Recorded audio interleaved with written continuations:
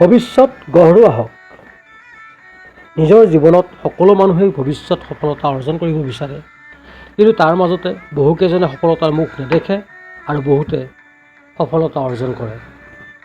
যিসকলে সফলতা অৰ্জন কৰিব নোৱাৰে তেওঁলোকে ভাগ্যক দোষ দিয়ে, কিন্তু নিজৰ কামত যদি সাধনা আৰু একাগ্ৰতা নাথাকে ভাগ্যই জানো সফলতা আনি দিব পাৰিব?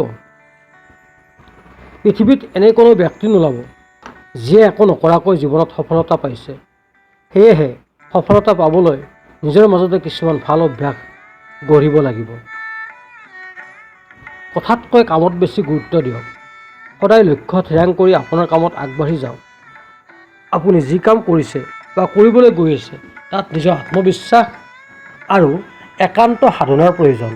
আপুনি আপোনাৰ লক্ষ্যত অতি গোপনে আগবাঢ়ি যাওক। মানুহক কৈ ফুৰাৰ কোনো প্ৰয়োজন নাই। আপুনি যেতিয়া লক্ষ্যত উপনীত হ'ব মানুহে এনেই গম পাব আপোনাৰ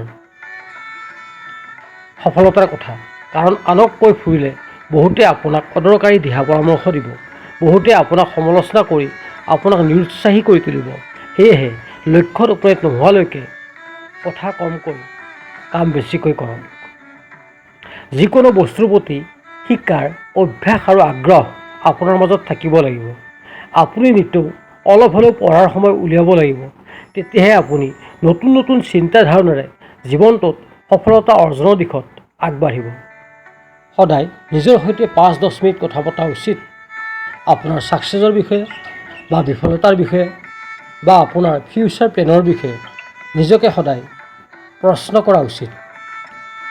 কিছুমান মানুহে হয়তো আপোনাক পাগল বুলি ক'ব, কিন্তু আপোনাৰ বুদ্ধি আৰু জ্ঞান দিনে দিনে বৃদ্ধি হৈ থাকিব। জ্ঞানী আৰু বুদ্ধিমান লোকেই জীৱনত সফলতা লাভ কৰে। সদায় সময়ৰ সদ্ব্যৱহাৰ কৰক।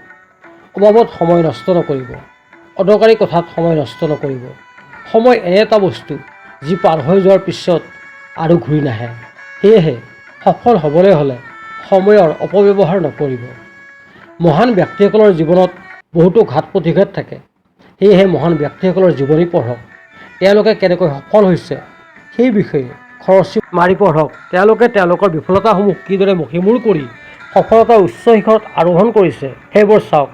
দেখিব আপুনি এদিন নহয় এদিন সফল হ'বই। ধন্যবাদ।